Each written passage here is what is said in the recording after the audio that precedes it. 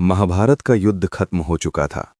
कुरुक्षेत्र की जमीन लाशों से भरी थी। जब गांधारी ने अपने 100 पुत्रों के शव देखे तो वो अंदर से टूट गईं। क्रोध में आकर उन्होंने भगवान कृष्ण को श्राप दिया, गोविंद, जैसे मेरे वंश का नाश हुआ है वैसे ही ठीक 36 साल बाद तुम्हारे यदु वंश का भी नाश होगा। तुम्हारी सोने की द्वारका समुद्र में डूब जाएगी।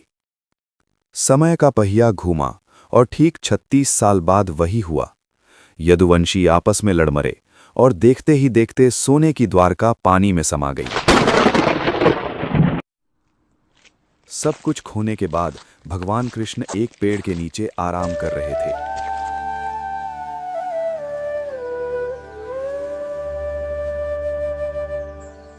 तभी जरा नाम के एक शिकारी ने उनके चमकते हुए पैरों को हिरन की आंख समझा और तीर चला दिया। जब उसे अपनी गलती का एहसास हुआ तो वो रोने लगा, लेकिन कृष्ण ने मुस्कुराकर कहा, जरा, ये तो विधि का विधान है। जब पांडवों ने भगवान का अंतिम संस्कार किया तो अग्नि ने उनके पूरे शरीर को जला दिया, लेकिन एक चमत्कार हुआ। उनका हृदय आग में नहीं जला, वो जिंदा था और धड़क रहा था। तभी आकाशवाणी हुई, इसे जलाओ मत, इसे समुद्र को सौंप दो। पांडवों ने उस धड़कते दिल को एक लकड़ी के लट्ठे पर रखकर लहरों के हवाले कर दिया। लहरों पर तैरते हुए वो दिल उड़ीसा के तट पर जा पहुंचा। वहां विश्ववासु को वो मिला जो सबर कबीले के मुखिया थे। उन्होंने उस नीले पत्थर रूपी भगवान को एक गुप्त गुफा में छुपाया और नाम दिया नील माधव। उधर मालवा के राजा इंद्रद्युम्न को सपना आया कि भगवान साक्षात धरती पर हैं। उन्होंने अपने चतुर मंत्री विद्यापति को खोज पर भेजा। विद्यापति उस आदिवासी गांव में पहुंचे जहां उन्हें मुखिया की बेटी ललिता से प्रेम हो गया।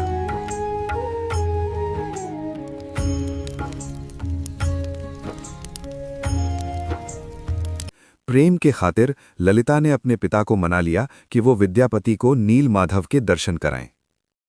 मुखिया मान तो गए, लेकिन एक शर्त रखी, मैं इसकी आंखों पर पट्टी बांधकर ले जाऊंगा ताकि ये रास्ता न देख सके। लेकिन विद्यापति भी कम नहीं थे। उन्होंने मुट्ठी में सरसों के बीज छुपा लिए और पूरे रास्ते उन्हें गिराते गए। कुछ महीनों बाद बारिश हुई, सरसों के बीज उगाए और पीले फूलों का रास्ता बन गया।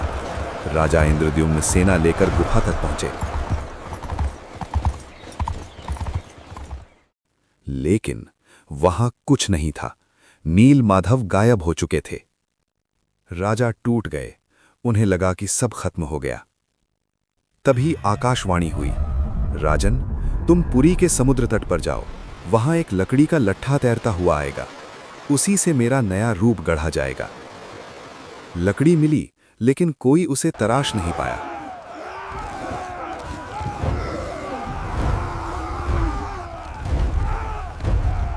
तभी वहां एक बूढ़ा बढ़ई आया जो स्वयं विश्वकर्मा थे।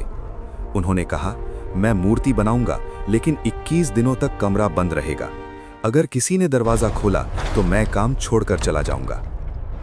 15 दिन बीत गए। कमरे से आ रही छेनी हथौड़े की आवाज अचानक बंद हो गई। महारानी गुंडचा घबरा गईं। उन्हें लगा बढ़ई मर गया। राजा ने ना चाहते हुए भी दरवाजा खोल दिया। दरवाजा खुलते ही वो बूढ़ा बढ़ई गायब हो गया। सामने थीं 3 अधूरी मूर्तियां, जगन्नाथ, बलभद्र और सुभद्रा। न हाथ थे, न पैर, न पंजे। राजा रोने लगे कि मेरी भूल से भगवान अधूरे रह गए। तब भगवान ने कहा, राजन, शोक मत करो।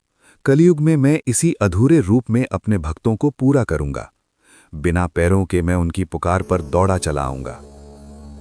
दोस्तों, आज भी पुरी के मंदिर में लकड़ी की उसी मूर्ति के अंदर भगवान कृष्ण का वो धड़कता हुआ दिल ब्रह्म पदार्थ सुरक्षित है, जिसे 12 साल में एक बार बदला जाता है, आंखों पर पट्टी बांधकर। जय जगन्नाथ, जय जगन्नाथ, जय हरि बोल। जय जगन्नाथ, जय जगन्नाथ, जय हरि बोल। जय जगन्नाथ, जय जगन्नाथ, जय हरि बोल।